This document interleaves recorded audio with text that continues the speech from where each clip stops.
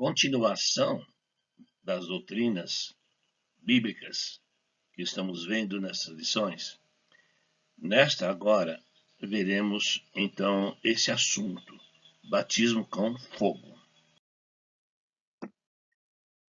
O batismo com o Espírito Santo não é o batismo com fogo. O movimento pentecostal acredita que seria o batismo com o Espírito Santo. Eles fazem um sensacionalismo que fala em fogo. Para eles, tudo que é de uma forma agitada, sensacionalista, mudanças, gritos, etc. Então, isso para eles são doutrinas. O Espírito Santo é razão, raciocínio. Por isso, não age dessa forma. O batismo com o Espírito Santo é identificado em outras passagens. Em Atos, capítulo 1, do 4 ao 5, e comendo com eles, determinou-lhes que não se ausentasse de Jerusalém, mas que esperasse a promessa do Pai, a qual disse ele: de mim ouvistes. Porque João, na verdade, batizou com água, mas vós, ele está falando com os apóstolos, sereis batizados com o Espírito Santo, não muito depois desses dias. O batismo com o Espírito Santo, Jesus prometeu somente e especificamente aos apóstolos. Ele cumpriu essa promessa em Atos 2, do 1 ao 4. Ao cumprir-se o dia de Pentecostes, estavam todos reunidos no mesmo lugar. De repente veio do céu um som, como de um vento impetuoso, e encheu toda a casa onde estavam sentados. E apareceram distribuídas entre eles línguas como de fogo, e pousou uma sobre cada um deles. Todos ficaram cheios do Espírito Santo e passaram a falar em outras línguas, segundo o Espírito lhes concedia que falassem. E eram os apóstolos aqui que estavam recebendo a promessa que Jesus havia feito.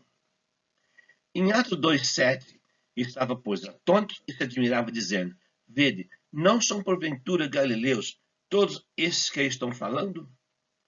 Nesse texto foi identificado que quem estava falando na língua de todo o povo ali em Jerusalém eram os galileus, os apóstolos, onde Jesus havia escolhido. Por isso, o batismo com o Espírito Santo não é o batismo com fogo, porque foi dado somente aos apóstolos. Mas o que é o batismo com fogo? No contexto de Lucas 3,17 e Mateus 3:11 e 12, diz: ele vos batizará com o Espírito Santo e com fogo. João Batista está dizendo isto. A sua pá ele a tem na mão e limpará completamente a sua eira. Recolherá seu trigo no celeiro, mas queimará a palha em fogo inextinguível. João Batista explica que limpar a eira é a salvação, e o fogo representa o castigo em fogo inextinguível, o inferno eterno, que passaria a existir. Neste contexto, João Batista está falando com os fariseus e saduceus, raça de víboras. Jesus sempre os chamou dessa forma. Se não houver uma mudança em suas vidas, então receberia o batismo de fogo, a condenação no inferno. João Batista mencionou esses batismos principalmente para ensinar a superioridade de Jesus. João 3,30, convém que ele cresça e eu diminua. Sempre considerou a superioridade de Jesus até no batismo, dizendo: o meu batismo é para arrependimento, mas o de Jesus é para salvação e condenação aos que não se arrependerem. E Marcos 16,16, quem crê e for batizado será salvo, quem não crê será condenado. João Batista tinha autoridade para controlar as águas que ele usava nos batismos de milhares de judeus. Mas Jesus, sendo Filho de Deus, mostraria seu poder ilimitado. Ele enviaria o Espírito Santo e também rejeitaria algumas pessoas eternamente. João Batista e outros pregadores na Bíblia não falam do inferno sem propósito quando pregaram sobre o castigo eterno. Eles estavam nos ajudando a entender a importância de obediências a Cristo.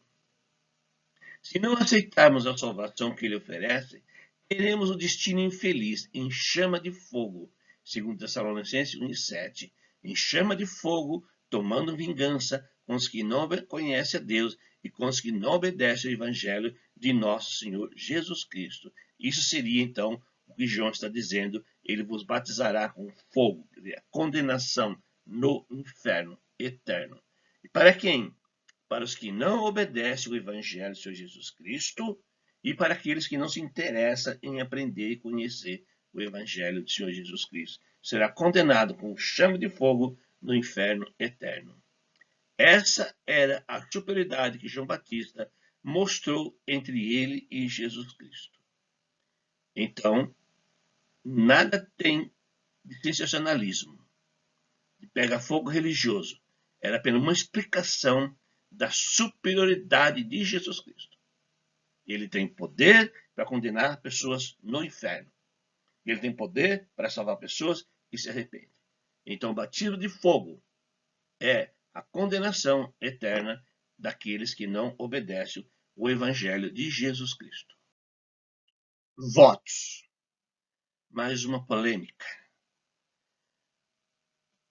Votos a Deus era feito na lei mosaica. Por quê? A lei mosaica era uma lei física. Portanto, todas as leis rituais eram físicos. Por isso, um voto físico era feito com Deus, sobre alguma coisa. Considerando todas as referências bíblicas acerca dos votos ou propósitos com Deus, é possível perceber pelo menos alguns tipos básicos de votos.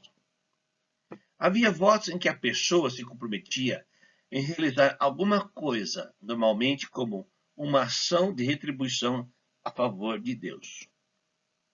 Na maioria das vezes, nesse tipo de voto, a pessoa pedia a Deus sua presença, sua proteção, sua provisão, etc.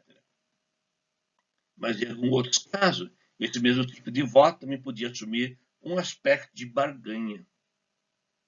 Havia também os votos ou propósitos de abstinência. Os votos do nazireado foi institucionalizado e regulamentado no livro de Números 6, do 1 ao 21. Leia esse texto.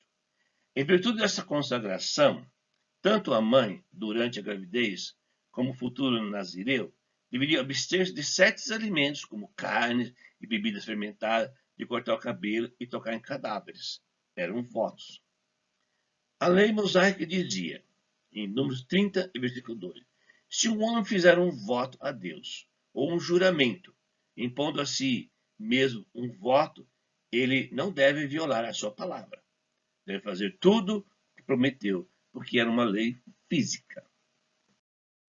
Nos tempos do Antigo Testamento, as pessoas faziam diversos tipos de votos com Deus. Jacó, por exemplo, promete dizimar se contasse com a presença de Deus em sua jornada. Em Gênesis 28, 20 a 22, fiz também Jacó um voto, dizendo, se Deus for comigo e me guardar nessa jornada que empreendo, me der pão para comer e roupa que me vista, de maneira que eu volte em paz para a casa de meu pai, então o Senhor será o meu Deus, e a pedra que erigi por coluna será a casa de Deus. E tudo quanto me concederes, certamente eu darei o dízimo. Israel também fez voto com Deus contra o rei Arade, em número 21, do 1 ao 3. Ouvindo o cananeu, rei de Arade, que habitava em Neguebe, que Israel vinha pelo caminho de Atarim, pelejou contra Israel e levou algum deles cativo. Então Israel fez voto ao Senhor, dizendo, se de fato entregar este povo nas minhas mãos, destruirei totalmente suas cidades. Ouviu, pois, o Senhor a voz de Israel, ele entregou os cananeus. Os israelitas os destruíram totalmente, e ele suas cidades, e aquele lugar se chamou Horma. Hoje em dia, algumas pessoas tentam usar votos e promessas para barganhar com Deus. Prometo não comer carne, chocolate, beber Coca-Cola, etc. Prometo não deixar de ir nos cultos, dar o dízimo, não cobiçar, etc. Lembre-se de que as bênçãos de Deus, inclusive a salvação, vem pela graça e não por nossos méritos próprios, não por trocas e nem por barganha. No Velho Testamento, sim, fazia isso porque não existia a graça de Deus. Efésios 2:8-9, porque pela graça sois salvos, mediante a fé. Isso não vem de vós, é dom de Deus, não de obras, para que ninguém se glorie. Então não tem que fazer barganha com Deus, porque Deus já teve a misericórdia, a sua graça foi derramada sobre nós, e não merecíamos nada. Tudo que fazemos de nossa vida cristã deve ser como um agradecimento pela salvação recebida. Nada em troca. É para tipo um pagamento por um favor que foi me dado e eu nem merecia isto. O Novo Testamento não menciona o voto como uma evidência de santidade cristã, de forma alguma. O voto que devemos fazer é de uma vida de obediência e santidade a Deus. Deixar o pecado, praticar a justiça e ser servo de Deus. Esse é o voto que Deus quer. Uma vida dedicada em obediência a Ele. Servir e temer a Ele em todas as coisas. Mesma coisa é o jejum que Deus quer. Isaías 59. Jejuar contra o pecado, todo tipo de maldade. Esse é o jejum que Deus quer. Que abstemos de todo mal. Que nada disso seja praticado em nossas vidas. E esse é o voto que Deus quer. Em obediência, em servir e glorificá-lo todo dia de nossas vidas. Então vem a pergunta, que as pessoas fazem. Mas o apóstolo Paulo fez votos. Isso em Atos 18 e Atos 21, 23 a 26. O apóstolo Paulo, junto com outros cristãos, fizeram também um voto temporário do nazereado. Por que Paulo fez isto? Essa atitude do apóstolo Paulo tinha um objetivo: poder ir para Jerusalém na festa da Páscoa e poder entrar no templo. Poder falar de Jesus para os judeus de todas as regiões que estava ali em Jerusalém para a festa. 1 Coríntios 9:20, Paulo diz assim: E fiz-me como judeu para os judeus, para ganhar os judeus, para os que estão debaixo da lei, como se estivesse eu debaixo da lei, para ganhar os que estão debaixo da lei. Essa foi a única razão, foi esse o motivo que Paulo raspou a cabeça, para confundir os judeus, porque o apóstolo Paulo estava sendo esperado por multidões em Jerusalém para ser morto por causa da pregação do evangelho por todas as regiões. E Paulo queria falar com eles a respeito de Jesus e ele raspou a cabeça. E ele confundiu os judeus e ele pregou o evangelho para os judeus. E Jesus ficou maravilhado com isto e disse para Paulo, assim, lá numa prisão, assim como você falou sobre a minha pessoa em Jerusalém, eu quero que você faça em Roma. Então Paulo conseguiu pregar o evangelho para os judeus porque ele fez esse voto, somente para confundir os judeus. Se praticarmos o voto na nova aliança como mandamento, temos que praticar também circuncisão, pagar dízimo, guardar o sábado, fazer sacrifício de animais e festa, etc. Se você fizer um mandamento da lei, tem que fazer todos. É o caso, as religiões cobram dízimo, mas não guardam o sábado, não faz circuncisão, porque o dízimo, é rentável, que beleza, Doutrina da prosperidade, ou teologia da prosperidade. Então, a doutrina da prosperidade, também conhecida como Evangelho da Prosperidade, é uma doutrina religiosa que defende que as bênçãos financeiras é o desejo de Deus para os cristãos. É isso que eles defendem. E que a fé, o discurso positivo e as doações para os ministérios religiosos irão sempre aumentar a riqueza material do fiel. Essa é a pregação da doutrina da prosperidade. Em 2 Coríntios 2,17, Paulo fala assim: porque nós não estamos como tantos outros mercadejando, negociando, vendendo a palavra de Deus. Pelo contrário, em Cristo é que falamos na presença de Deus com sinceridade e da parte de Deus. Então Paulo disse, eu, Paulo, Silas, Timóteo, nós não estamos mercadejando a palavra de Deus, de uma forma alguma, como tanto outros já existia desde o primeiro século. Esse movimento de exploração de fé, de enganação, existe. Teologia da prosperidade é uma heresia que ensina que quem tem fé em Deus terá muitas riquezas e sucessos materiais. Pobreza, doença e sofrimento são vistos como castigo de Deus por causa da falta de fé.